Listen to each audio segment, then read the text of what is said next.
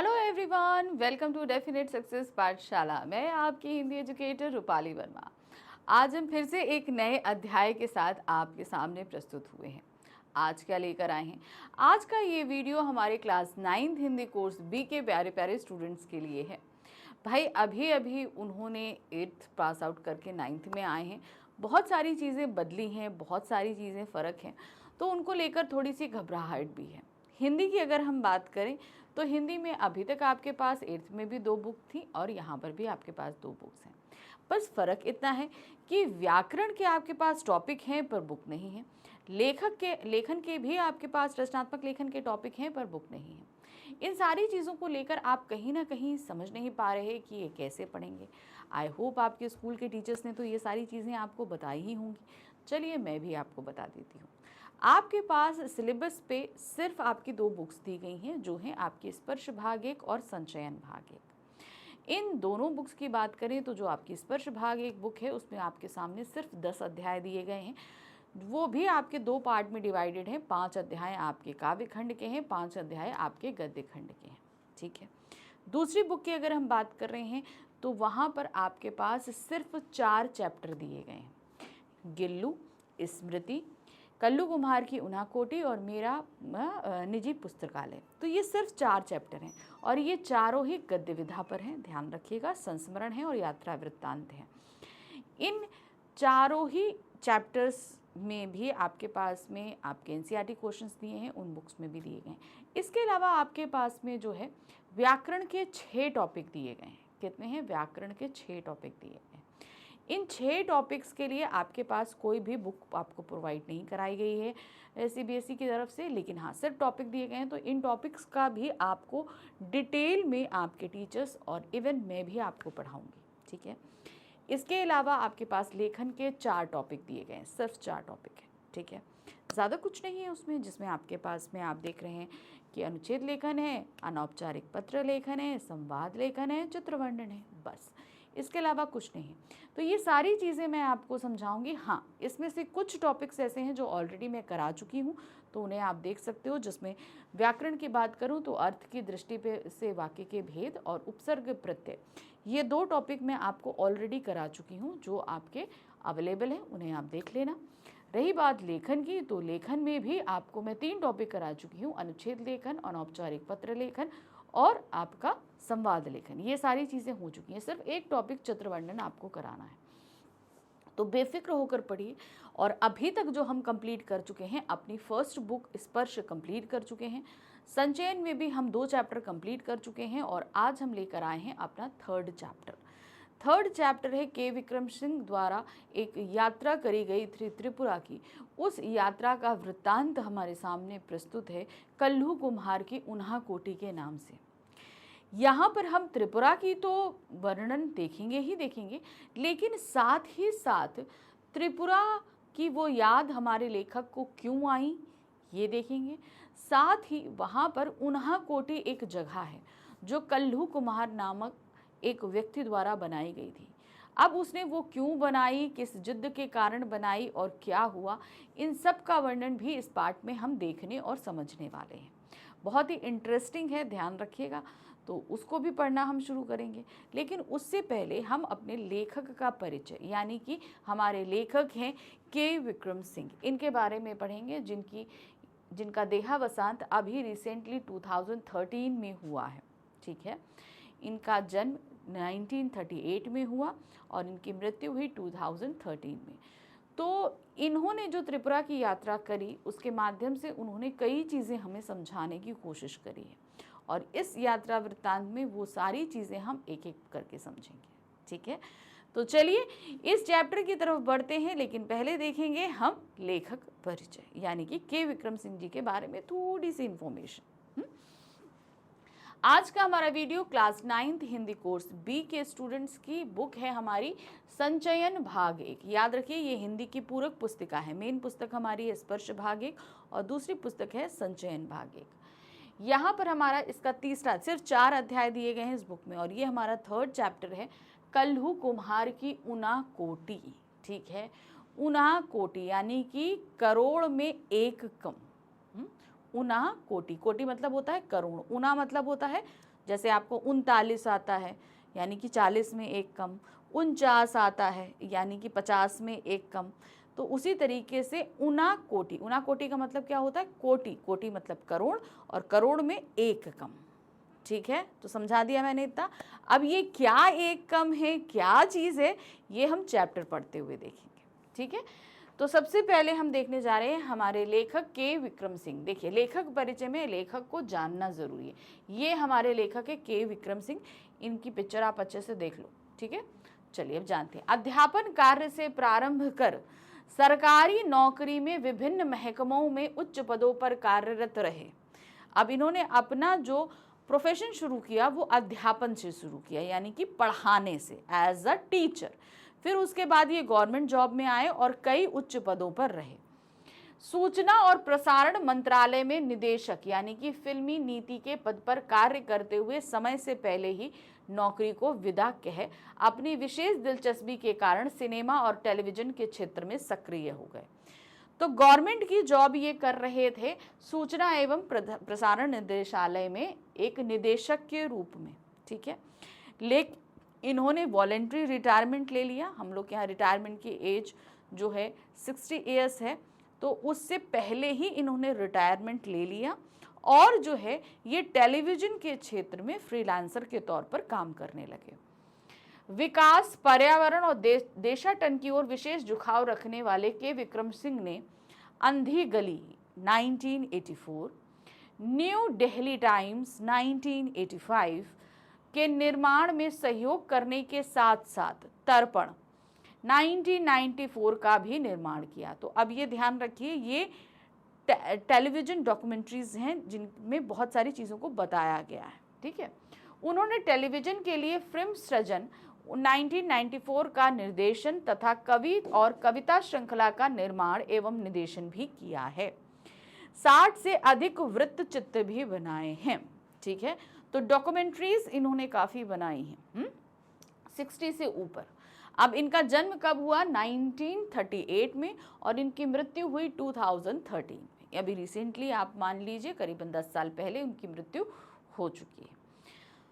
तो इनके द्वारा इन्होंने जिस क्षेत्र में काम, जैसे इन्होंने बताया कि डॉक्यूमेंट्रीज बनाई हैं, वृत्त चित्र। ठीक है, तो अब ये वृत्त चित्र के लिए जाहिर सी बात है, अगर कहीं के लिए भी जाना है तो हमें कहीं पर भी बनाना है तो उसके बारे में ऑन द फील्ड रिसर्च करनी पड़ती है। ठीक है, तो ऐसे ही एक रिसर्च के चक्कर में ये कहाँ गए थे? त्रिपुरा गए थे। अब देखिए इसकी याद इन्हें आई कैसे। अनेक वृत्तचित्र राष्ट्रीय और अंतर्राष्ट्रीय फिल्म समारोह में प्रदर्शित हुए हैं इनके द्वारा बनाए गए। फिल्म कार्य के साथ साथ जीवन, समाज और कलाओं से संबंधित विषयों पर जनसत्ता के नियमित रूप से स्तंभ लेखन किया। तो जनसत्ता एक पेपर है जिसमें वो डेली रूप से एक कॉलम लिखा करते थे। ठीक, चलिए अब हम आ जाते हैं पाठ के सार पे कि आखिर इस पाठ में हम पढ़ेंगे क्या। अब देखिए ये पाठ अपने आप में काफ़ी लेंदी है चूंकि एक यात्रा वृत्तांत है। अब उसमें हमने क्या किया, इसे थोड़ा सा कंप्रेस किया, थोड़ा सा छोटा किया ताकि आपको हम सारी चीज़ें, लेकिन ये एक एक्सट्रैक्ट है यानी कि आपको सारी चीज़ें इसमें बताई जाएंगी और डिटेल से मैं बताऊंगी। ऐसा नहीं है कि मैं फटाफट आपको समझा के ख़त्म करूं, क्योंकि अगर चैप्टर समझ में नहीं आएगा तो क्वेश्चंस आपसे पूछे जाएंगे तो वो भी आपके लिए लिखना मुश्किल होगा। मैंने चैप्टर छोटा ज़रूर किया है लेकिन सारी मेन चीज़ें कवर करी हैं और सब चीज़ें मैं आपको डिटेल में एक्सप्लेन करूंगी।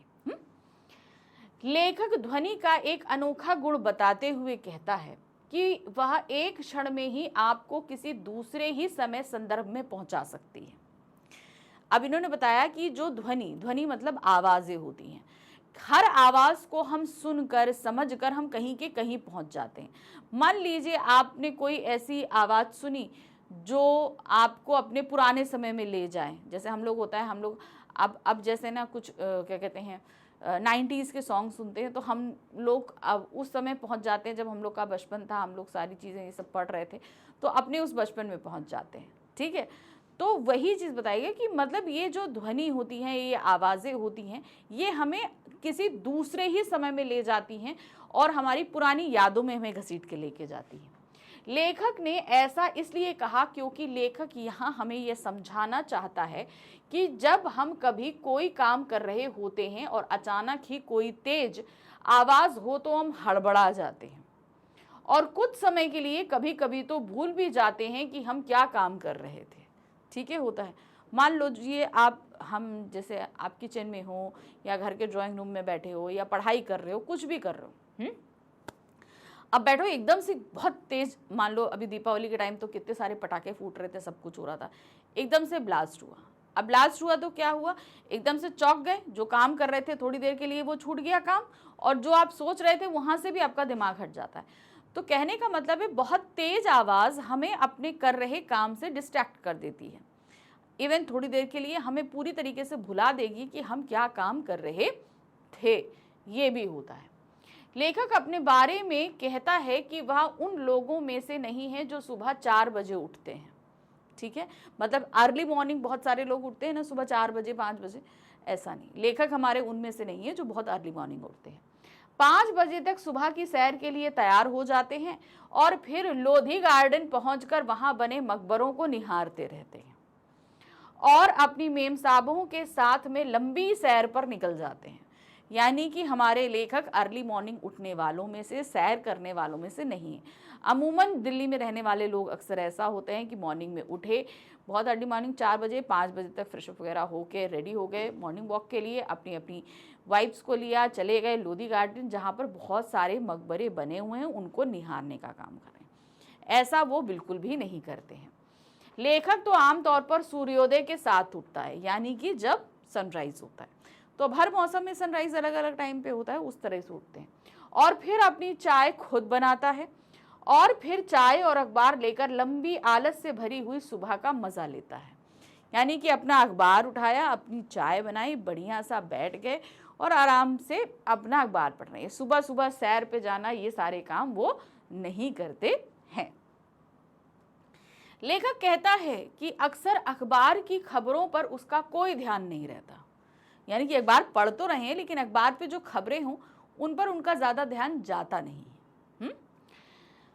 उसका अखबार पढ़ना तो सिर्फ दिमाग को किसी कटी पतंग की तरह ऐसे ही हवा में तैरने देने का बहाना होता है। अच्छा, कुछ लोग देखिए, अब इसका मतलब क्या है, जैसे कुछ लोग होते हैं ना, अखबार पढ़ते हैं, पर्टिकुलर किसी खबर के बारे में जानना चाहते हैं, कुछ होते हैं राजनीति के बारे में होते हैं, कुछ लोग खेल के बारे में होते हैं, कुछ होते हैं। लेकिन हमारे लेखक को ऐसी कोई जिज्ञासा नहीं है कि वो पर्टिकुलर कोई समाचार को पढ़ें। वो क्या है, वो अखबार लेकर बैठ गए, आराम से पन्ने पलट रहे हैं, एक खबर से दूसरी खबर से तीसरी खबर, जैसे पतंग, कटी हुई पतंग है नहीं, ऐसे ऐसे करके फ्लोट कर दिए, वो उसी तरीके से जा रहे हैं। किसी भी खबर को लेकर वो अपने दिमाग को इतना स्ट्रेस नहीं दे रहे हैं। एक खबर से दूसरी खबर वो आराम से लहलाते हुए से चले जा रहे हैं। लेखक किसी एक दिन की सुबह का वर्णन करता हुआ कहता है कि उस दिन अभी लेखक की वह शांतिपूर्ण दिनचर्या शुरू ही हुई थी कि उसने एक बाधा पड़ गई। यानी कि अब वो एक दिन की इंसिडेंट बता रहे हैं कि सुबह सुबह वो उठे और अपनी जो दिनचर्या कर रहे थे वो अब कर ही रहे थे कि उसमें एक बाधा पड़ी। अब वो बाधा मतलब रुकावट पड़ी। वो क्या आया, उस सुबह लेखक एक ऐसी कान को फाड़ कर रख देने वाली तेज आवाज़ के कारण जागा। यह आवाज़ तोप दगने और बम फटने जैसी लग रही थी। मतलब बहुत तेज आवाज़ थी, जैसे किसी ने बम दगा दिया हो, या तो सुबह के समय जैसे ना वो अपनी दिनचर्या शुरू करे, उठे, लेकिन उसकी आंख खुली ही इतनी तेज आवाज़ के साथ। अब ये तेज आवाज़ क्या थी, अब ये जो कोई चैप्टर के शुरू में उन्होंने एक ध्वनि की बात करी ना, ये ध्वनि उसी से रिलेटेड है कि हम अक्सर ध्वनि में जो काम कर रहे होते हैं भूल जाते हैं। तो वो जो सो रहे थे वो एकदम से जागे इस ध्वनि के साथ में। उस आवाज को सुनकर लेखक को लगा कि गोया जॉर्ज डब्ल्यू बुश और सद्दाम हुसैन की मेहरबानी से तीसरे युद्ध की शुरुआत हो गई। अब ये उस समय की बात है कि भाई सेकेंड वर्ल्ड वॉर तो आप सभी को पता है बहुत पहले ख़त्म हो गई। सद्दाम की लड़ाई चल रही थी जब कुवैत के कुएं वगैरह में आग लगी थी, याद होगा।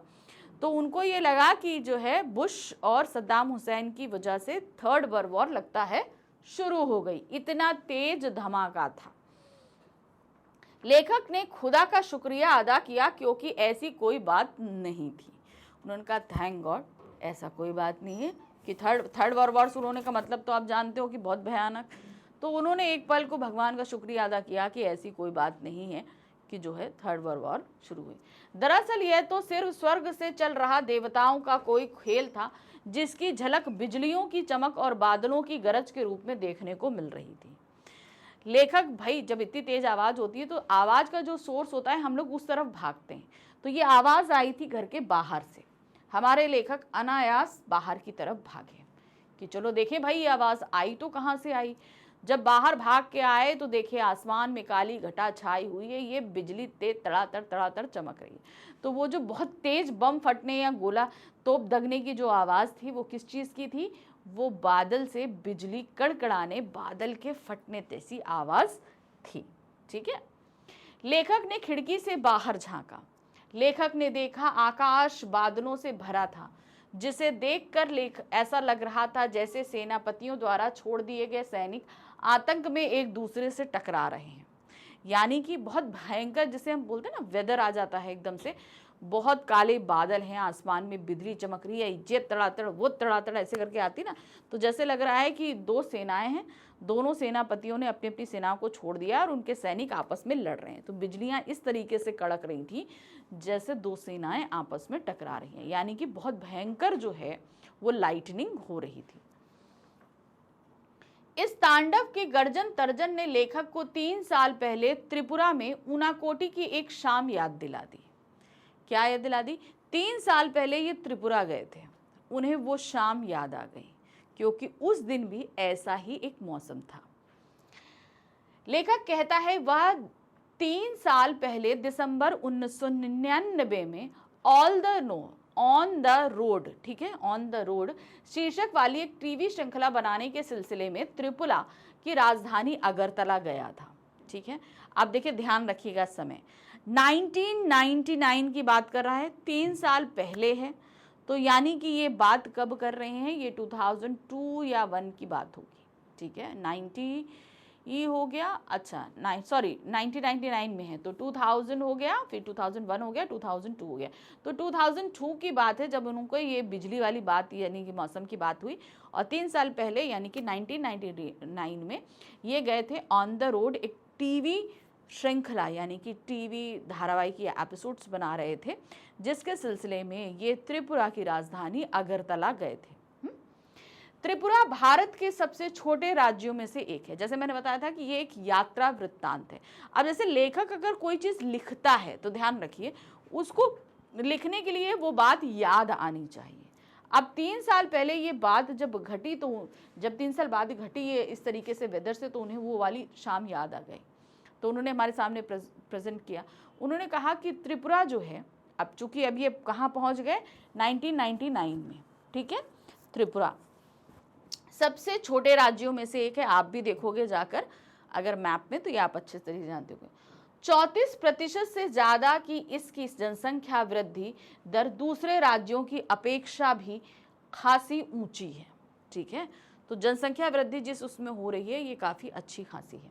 लेखक इसकी सीमा के बारे में बताते हुए कहता है कि यह 3 तरफ से बांग्लादेश से घिरा हुआ है। आपसे देखोगे ना तो त्रिपुरा के पास क्या बांग्लादेश है, वो 3 साइड से त्रिपुरा जो है वो बांग्लादेश से टच करता है, और बाकी बचा शेष भाग भारत के साथ ऐसे स्थान से जुड़ा है जहां पर हर किसी का पहुंचना आसान नहीं है। एक साइड से कहां जुड़ा हुआ है, भारत साइड से जुड़ा हुआ है। बांग्लादेश के लोगों का बिना अनुमति के त्रिपुरा में आना और यहीं फंस जाना जबरदस्त है, और इसे यहाँ सामाजिक रूप से स्वीकार भी किया गया है। अब क्या है देखिए, त्रिपुरा अपने आप में एक छोटा सा स्टेट है। बांग्लादेश ओवर पॉलिटेड कंट्री है, जहाँ से लोग मतलब चूंकि 3 तरफ से है तो बॉर्डर की रक्षा करना भी इतना आसानी, तो वहाँ के लोग बहुत आसानी से त्रिपुरा आते हैं और यहाँ से बस रहे हैं, तो यहाँ की जनसंख्या बहुत तेजी से बढ़ रही है। तो यहाँ के जो रिहायशी लोग थे उन्होंने ये अच्छी तरीके से जानते हैं, और शुरू में, क्योंकि अभी तो भाई एक्सेप्टेबल नहीं है, लेकिन पहले जब शुरू में इन लोगों ने आना शुरू किया तो काफ़ी हद तक लोग इसे एक्सेप्ट कर रहे थे। यहाँ की असाधारण जनसंख्या वृद्धि का मुख्य कारण लेखक इसी को मानता है। तो त्रिपुरा में इतनी तेजी से जो जनसंख्या बढ़ रही है उसका मेन कारण यही है, बांग्लादेश से वहाँ से लोगों का त्रिपुरा में आकर बसना। असम और पश्चिम बंगाल भी लोगों का त्रिपुरा प्रवास यहाँ से होता रहता है। यानी कि अब 2 स्टेट हैं, असम और पश्चिम बंगाल, यहाँ से भी लोग त्रिपुरा जाकर बसते रहते हैं। लेखक कहता है कि पहले के 3 दिनों में उसने अगरतला और उसके आसपास ही शूटिंग करी।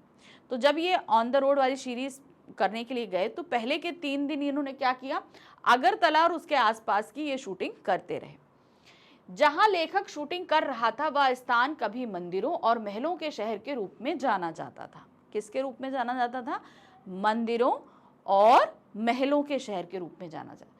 त्रिपुरा में लगातार बाहरी लोगों के आने और यहीं बस जाने से कुछ समस्याएं तो पैदा हुई हैं, लेकिन इसके कारण यह राज्य विभिन्न धर्मों वाले समाज का उदाहरण भी बन गया है। अब चूंकि देखिए बांग्लादेश से जो है बंगाली भी आ रहे हैं, हिंदू भी आ रहे हैं, मुसलमान भी आ रहे हैं और बाकी स्टेट से भी लोग जाकर बस रहे हैं। तो इस तरीके से त्रिपुरा जो है वो अलग अलग धर्मों के मानने वाले लोगों का केंद्र बनता जा रहा है। यानी कि यहाँ पर जो बहुत सारे वेरिएशन ऑफ रिलीजन्स आपको देखने के लिए मिलेंगे। त्रिपुरा में 19 अनुसूचित जनजातियां और विश्व के 4 बड़े धर्मों के प्रतिनिधित्व मौजूद हैं। अब देखिए हमने बताया ना 19 अनुसूचित जनजातियां हैं और विश्व के 4 बड़े धर्मों के प्रतिनिधित्व मौजूद है। ठीक है, अब 4 जो हो गए हिंदू, मुस्लिम, सिख, ईसाई। ठीक है, 4। लेखक कहता है अगरतला में शूटिंग के बाद उन्होंने त्रिपुरा का राष्ट्रीय राजमार्ग 44 पकड़ा और टिलियामुरा कस्बे में जा पहुंचे। कहाँ पहुंचे? टिलियामुरा।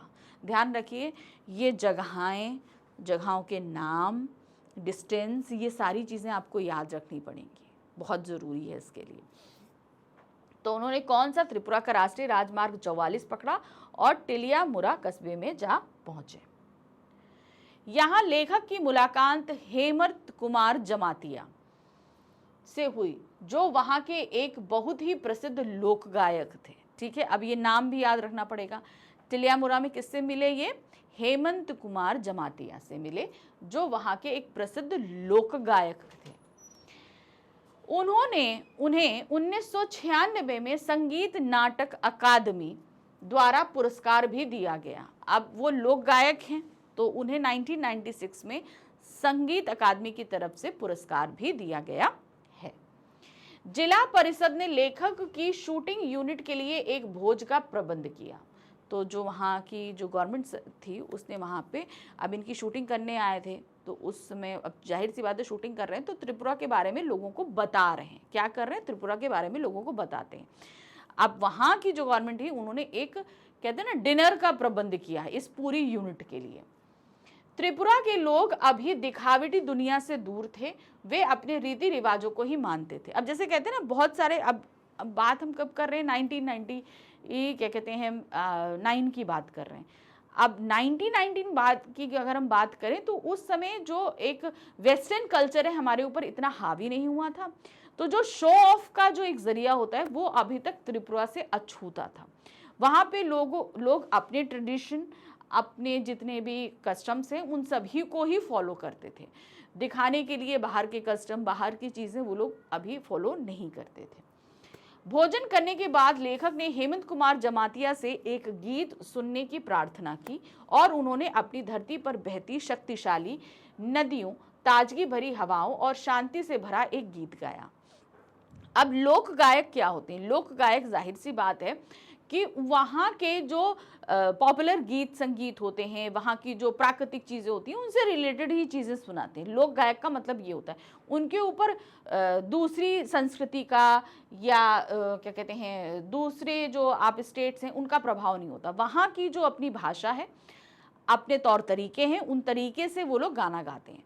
तो वहाँ त्रिपुरा में बहने वाली नदियों, वहाँ के प्राकृतिक वातावरण, वहाँ के सौहार्दपूर्ण वातावरण का, इन सभी से मिला जुला एक गीत हेमंत कुमार जमातिया ने इस पूरी फिल्म यूनिट को सुनाया। टिलियामुरा शहर के वार्ड नंबर 3 में लेखक की मुलाकात एक और गायक से हुई। ठीक है, अब ये गायिका है। वह गायक थी मंजू ऋषिदास। कौन थी वो? मंजू ऋषिदास। ऋषिदास मोचियों में के एक समुदाय का नाम है। क्या है? मोचियों के एक समुदाय का नाम है।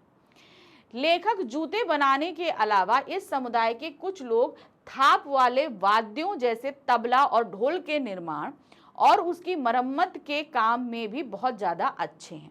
अब अगर देख मोची मोची तो आप जानते हैं ना, कॉबलर, तो ये लोग क्या करते हैं, जूता बनाने वाली एक पूरी कम्युनिटी है, ठीक है। अब जाहिर सी बात है जूता कितना बनेगा, तो अब आप ध्यान देखिए, जो वाद्य यंत्र हैं उनके ऊपर भी चमड़ा चढ़ाने का काम होता है, जैसे ढोलक है, ढोल है, बहुत सारे ऐसे वाद्य यंत्र हैं जिन पर चमड़ा चढ़ाया जाता है। तो मोचियों की कुछ लोग ऐसे भी हैं जो इन वाद्य यंत्रों में इस तरीके से महारत रखते हैं चमड़ा चढ़ाने की। यही चीज उन्होंने बताई ना कि समुदाय की कुछ लोग थाप वाले वाद्यों जैसे तबला और ढोल के निर्माण और उनकी मरम्मत के काम में भी ज्यादा अच्छे हैं। अब वो बनाते तो हैं ही, अगर बिगड़ जाते हैं तो उनको बनाने का काम है। तो मोची का काम सिर्फ इतना नहीं है कि वो सिर्फ जूते बना रहे हैं, उससे रिलेटेड और भी बहुत सारी फील्ड्स हैं जिसमें वो कार्यरत हैं। तो मंजू ऋषिदास जो कि एक गायिका है, वो उसी कम्युनिटी से बिलोंग करती है। मंजू ऋषिदास के बारे में लेखक बताते हैं कि मंजू ऋषिदास एक बहुत ही आकर्षक महिला थी, ठीक है। अट्रैक्टिव होती ना पर्सनैलिटी से, बात करने की वजह से लोग जल्दी उनसे इंप्रेस होते हैं।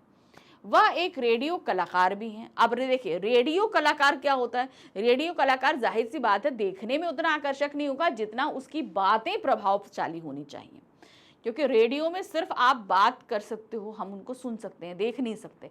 तो अगर वो एक रेडियो कलाकार है, इसका मतलब है कि वो बातों में महारत रखती हैं, उनकी बातें जिस तरीके से होती हैं लोगों पर वो प्रभाव छोड़ती हैं। रेडियो कलाकार होने के अलावा वे नगर पंचायत में अपने वार्ड का प्रतिनिधित्व भी करती हैं। तो नगर पंचायत के चुनाव होते हैं ना, तो जो वार्ड होते हैं उनमें जो है प्रतिनिधि बनते हैं। तो मंजू ऋषिदास वार्ड नंबर 3 की जो है टीला जमालपुरम जो है जगह है, टिलिया मुरा पे, वो वार्ड नंबर 3 की जो है वो वार्ड प्रतिनिधि भी हैं। लेखक कहता है कि मंजू ऋषिदास भले ही पढ़ी लिखी नहीं थी, लेकिन वे अपने वार्ड की सबसे बड़ी आवश्यकता यानी कि साफ पीने के पानी के बारे में उन्हें पूरी जानकारी थी। अब देखिए ना, बहुत सारी ऐसी जगहें होती हैं जहां पर बेसिक नीड्स का पूरा होना जरूरी है। तो टिलिया मुरा का वार्ड नंबर 3 जो है, वहां पर जो एक सबसे बड़ी समस्या थी वो थी पीने के साफ पानी की।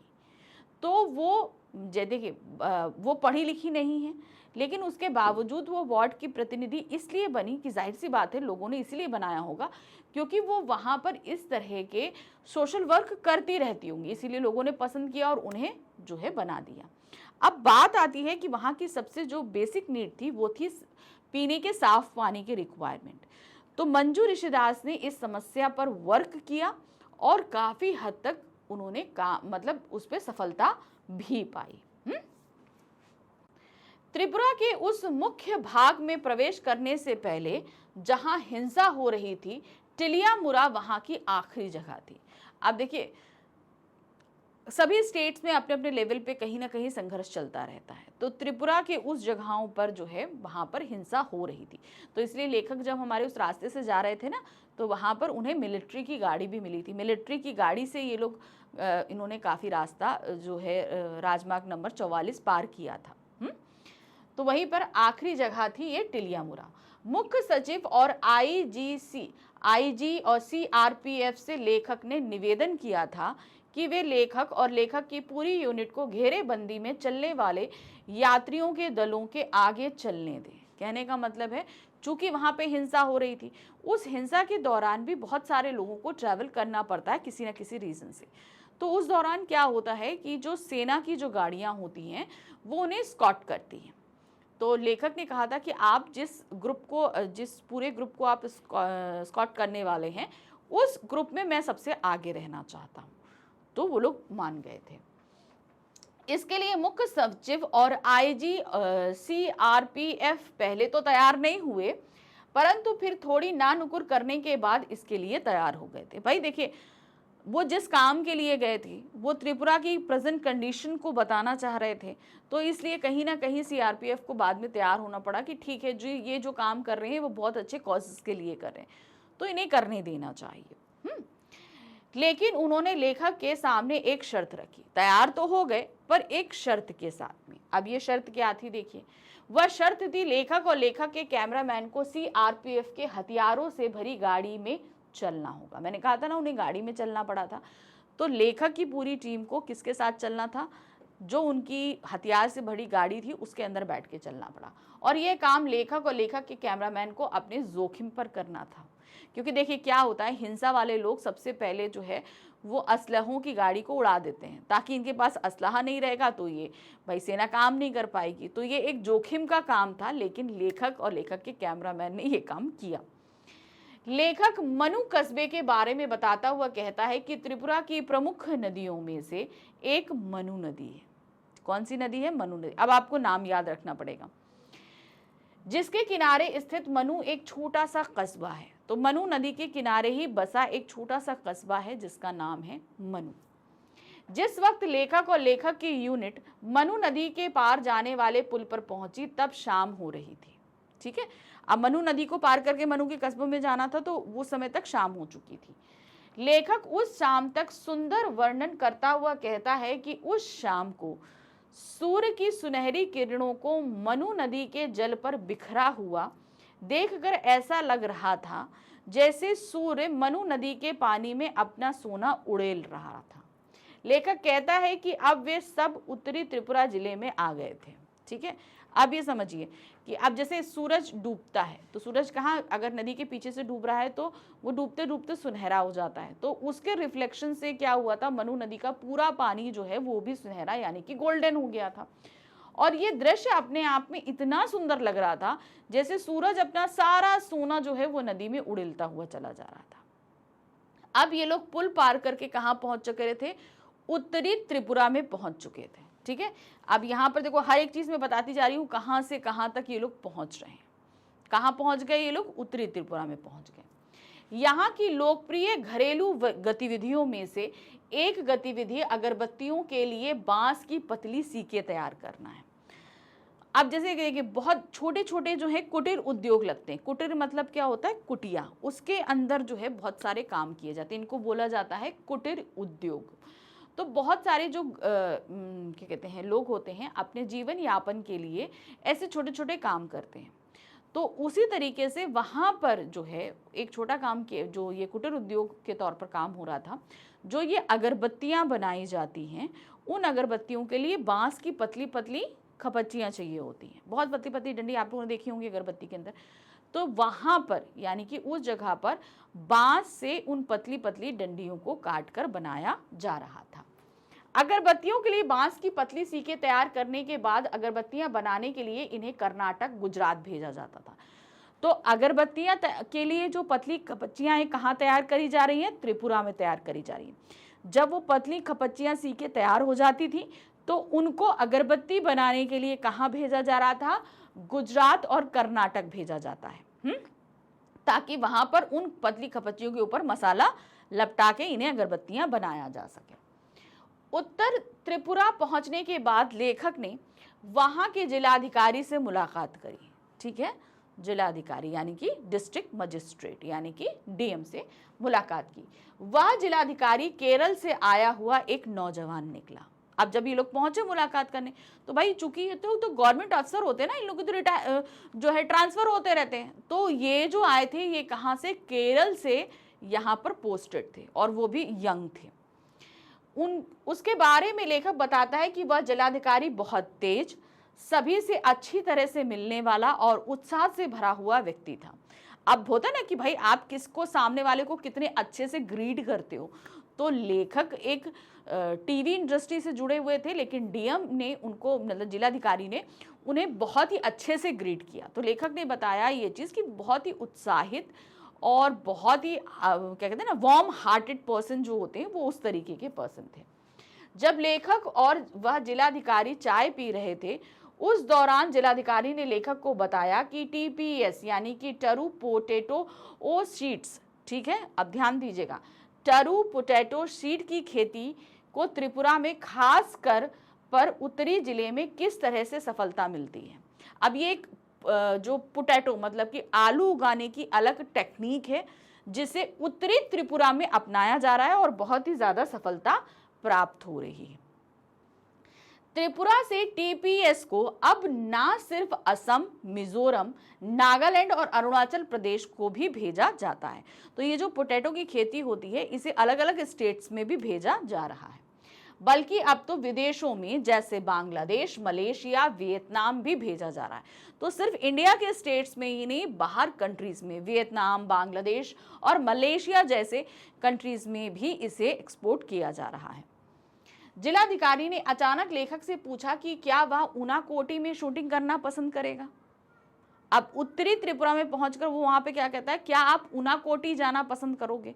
अब इस बारे में लेखक को नहीं पता था, अब उनके लिए बिल्कुल जगह थी। अब देखिए यहाँ पर आपको ध्यान देने की जरूरत है, क्योंकि हमारे इस चैप्टर का शीर्षक ही है कल्लू कुमार की ऊनाकोटी। तो अब वहां के जो डीएम है उन्होंने कहा कि आप ऊनाकोटी में शूटिंग करना पसंद करेंगे। जिलाधिकारी ने लेखक को ऊनाकोटी के बारे में आगे बताते हुए कहा कि ऊनाकोटी भारत का सबसे बड़ा तो नहीं परंतु सबसे बड़े भगवान शिव के तीर्थों में से एक है।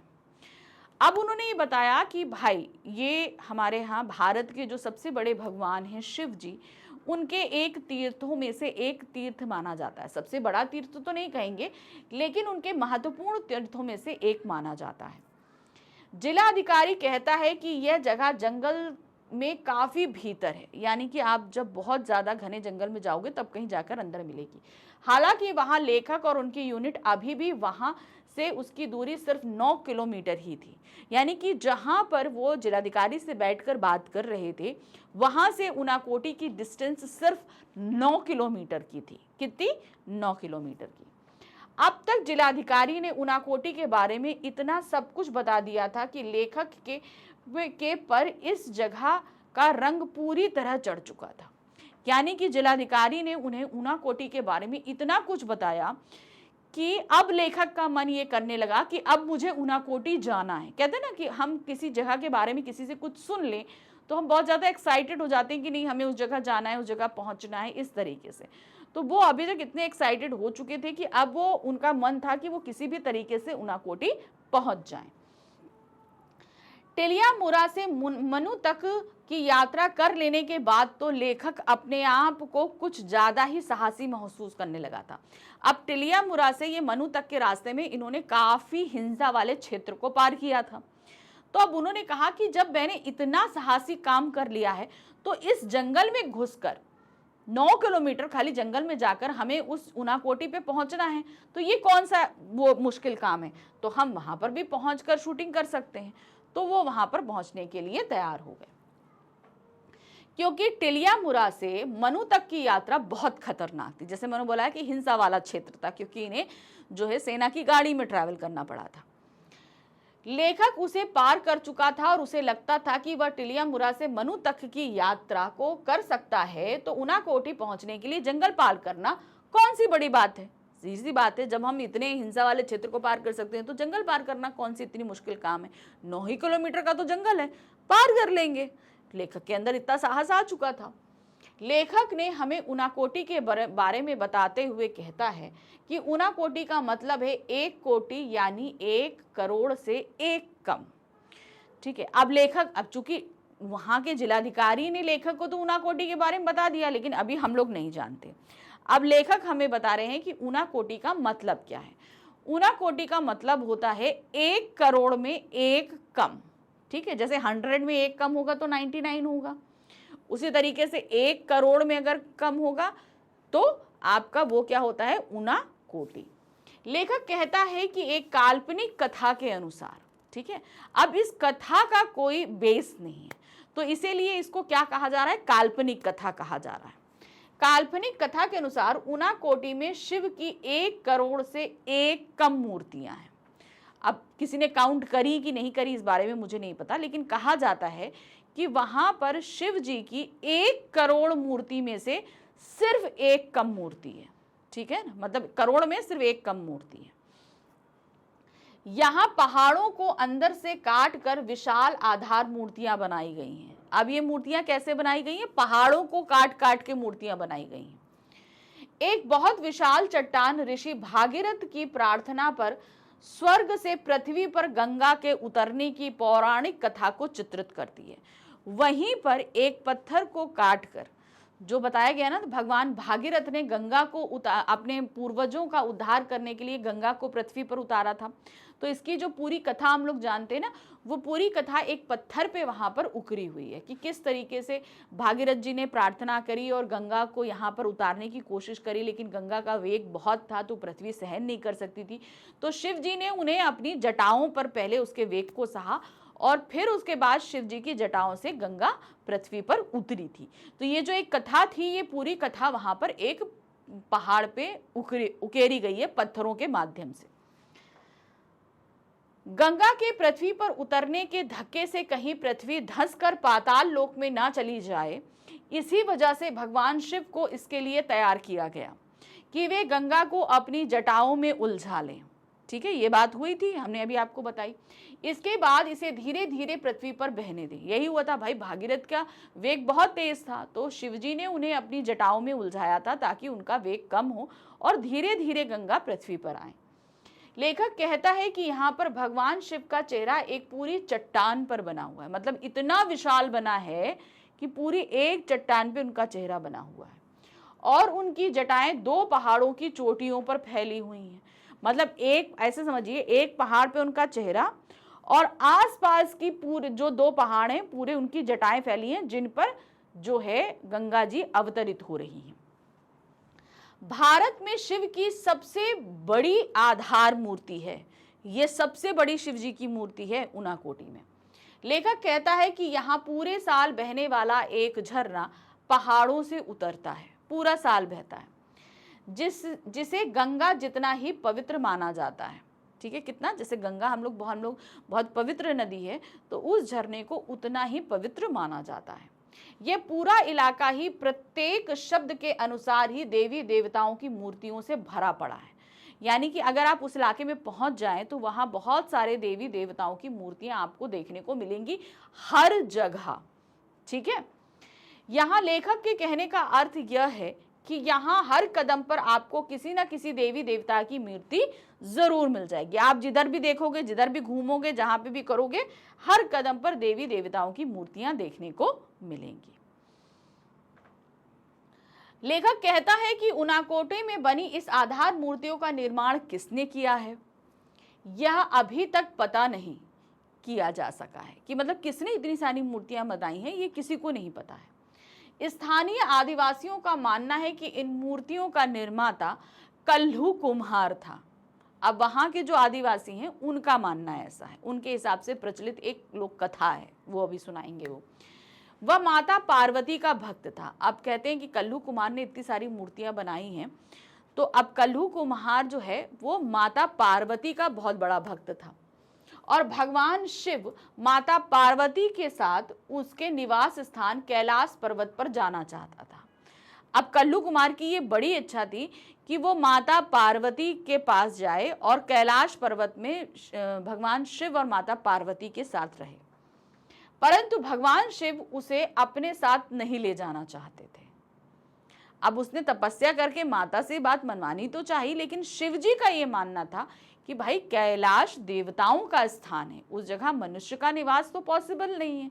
शिव जी ये नहीं चाहते थे कि कल्लू कुम्हार जो है वो कैलाश पे आकर रहे। पार्वती की जोर देने पर शिव कल्लू को कैलाश ले चलने को तैयार हो जाते हैं। अब चूंकि कल्लू कुम्हार तो पार्वती माता का भक्त है, तो वो माता पार्वती को बहुत प्रसन्न कर लेता है और माता पार्वती शिव जी को मना लेती हैं कि भाई कल्लू कुम्हार को आप कैलाश पर लेके चलिए। अब ये पॉसिबल कैसे, अब शिव जी भी भाई भगवान है, उन्होंने भी चल हो गए, लेकिन इसके लिए उन्होंने कल्लू कुम्हार के सामने एक शर्त रख दी। अब उन्होंने कहा ठीक है, अच्छा माता पार्वती को तुमने प्रसन्न कर लिया, माता पार्वती तुम्हें कैलाश ले चलने को तैयार है, उन्होंने मुझे मना लिया, मैं तुम्हें ले चलने के लिए तैयार हूं, लेकिन मेरी एक शर्त है। ठीक है, अब तुम उस शर्त को पूरा कर लो तो मैं तुम्हें ले चलूंगा। अब शर्त देखिए क्या है। कल्लू कुम्हार के सामने एक शर्त रखी। वह शर्त थी कि उसे एक रात में शिव की 1 करोड़ मूर्तियां बनानी होंगी। शिव जी ने ये शर्त रखी कि तुम्हें एक रात में मेरी यानी कि शिव जी की 1 करोड़ मूर्तियां बनानी है। समझ में आया? कल्लू अपनी धुन का पक्का व्यक्ति था, इसीलिए वह इस काम में जुट गया। अब उसके सामने शर्त थी, उसे तो माता पार्वती के साथ कैलाश पे रहना था। धुन का पक्का था, वो एक रात में 1 करोड़ मूर्तियां बनाने के लिए तैयार हो गया और जुट भी गया। जब सुबह हुई तो कल्लू के द्वारा बनाई गई मूर्तियां 1 करोड़ से 1 कम निकली। अब जैसे ही सुबह हुई तो अब भाई काउंटिंग की गई। तो अब काउंटिंग में क्या हुआ कि सारी मूर्तियां तो बन गई, लेकिन अब 1 करोड़ में 1 कम मूर्ति निकली। इसीलिए उसे क्या कहा गया? कल्लू कुम्हार की उनाकोटी, क्योंकि कल्लू कुम्हार द्वारा वहां पर 1 करोड़ से 1 कम शिवजी की मूर्तियां बनाई गई थी। कल्लू नाम की इस मुसीबत से पीछा छुड़ाने पर अड़े भगवान शिव ने इसी बात का बहाना बनाते हुए कल्लू कुमार को उसके द्वारा बनाई गई मूर्तियों के साथ उनाकोटी में ही छोड़ दिया। अब चूंकि कल्लू कुमार इस शर्त को पूरा नहीं कर पाया, 1 मूर्ति कम थी, तो अब शिवजी तो उसे ऐसे भी कैलाश पे नहीं ले जाना चाहते थे, तो उन्होंने तो कह दिया कि भाई तुम शर्त पूरी नहीं कर पाए, तुम नहीं जा सकते हो, और कल्लू कुमार को अपनी उन्हीं 1 करोड़ में 1 कम मूर्ति के साथ वहीं पे छोड़ दिया और वो माता पार्वती के साथ कैलाश पर चले गए और खुद माता पार्वती के साथ कैलाश की ओर चलते बने। लेखक कहता है कि उस जगह की शूटिंग पूरी करते करते शाम के 4 बज गए। अब वहां पर पहुंचे, भाई इतना सब कुछ वहां पर, भाई 1 करोड़ मूर्ति की शूटिंग तो पॉसिबल नहीं है, लेकिन तब भी उन्होंने जितनी शूटिंग कर पाए उसे करते करते शाम के 4 बज चुके थे। सूर्य के ऊंचे पहाड़ों के पीछे जाते ही उनाकोटी में अचानक भयंकर अंधकार हो गया। अब चूंकि चारों तरफ तो पहाड़ियां हैं, जैसे ही सूर्य पहाड़ी के पीछे गया 4 बजे एकदम, क्योंकि वो भाई डूबेगा तो रात में ही, लेकिन वो पहाड़ी के पीछे गया नहीं कि तो वहां तो घना जंगल है और पहाड़ियां हैं, तो वहां तुरंत अंधेरा हो गया। कुछ ही मिनटों में जाने कहां से बादल घिर आए। कुछ ही देर में क्या हुआ, खूब भयंकर बादल आए। जब तक लेखक और लेखक की यूनिट अपनी ये शूटिंग के उपकरण समेटते, तब तक बादलों की सेना गर्जन तर्जन के साथ कहर बरसने लगी। अब याद आया ना, चैप्टर के स्टार्टिंग में लेखक की नींद किससे खुली थी? बहुत तेज बिजली के चमकने के साथ खुली थी। उन्होंने क्या कनेक्ट किया था? उन्हें 3 साल पहले उनाकोटी की रात याद आ गई थी। अब ये उसी उनाकोटी को बता रहे हैं कि जब तक वो अपने सारे उपकरण समेटते, तब तक बहुत गरज चमक के साथ बारिश शुरू हो गई। ऐसा लग रहा था जैसे शिव का तांडव शुरू हो गया। इसी शाम की भयानक गर्जन तर्जन को याद करके लेखक को वर्तमान में यानी उनाकोटी जाने के 3 साल बाद जाड़े की एक सुबह दिल्ली में वैसे ही मौसम को देख कर उनाकोटी की याद आई थी। यानी कि जब उन्होंने हमको इस बारे में बताना शुरू किया तो उन्हें ये याद आई कैसे? उन्हें ये याद क्यों आई? क्योंकि उन्होंने क्या देख लिया था? उन्होंने दिल्ली की एक सुबह में उनाकोटी जैसा जो है वेदर देखा था, इसीलिए उन्हें उनाकोटी की याद आई और उन्होंने हमें ये सारा वाकया कह सुनाया। ठीक है, तो ये थी हमारी त्रिपुरा की यात्रा, जहां पर लेखक ने जगह जगह जो है वो घूमे। एक यात्रा कम संस्मरण आप कह सकते हो, जहां पर यात्रा वृत्तांत भी थोड़ा सा था और थोड़ा संस्मरण भी था। सारी चीजें उन्होंने हमको समझाई। ठीक है, तो ये चैप्टर था जिसमें बहुत सारे लोगों के नाम, जगहों के नाम, कुछ लोक कथा, ये सब थी। तो आपको ये सारी चीजें याद रखनी पड़ेंगी, क्योंकि क्वेश्चन आंसर्स में इनसे रिलेटेड चीजें आपके पास में आएंगी अभी। ठीक है, तो ये चैप्टर हमारा नंबर 3 खत्म हो गया, लेकिन अब हम मिलेंगे अपने नेक्स्ट वीडियो में, जिसमें इसी चैप्टर के एनसीईआरटी क्वेश्चंस हम करने वाले हैं। ठीक है, तो जल्दी ही मिलते हैं हम। बस फटाफट इस चैप्टर को आप अच्छे से देख लो, समझ लो, ताकि क्वेश्चन आंसर्स करने में कोई दिक्कत नहीं आए। मिलते हैं अगली बार। Thank you for watching, bye bye.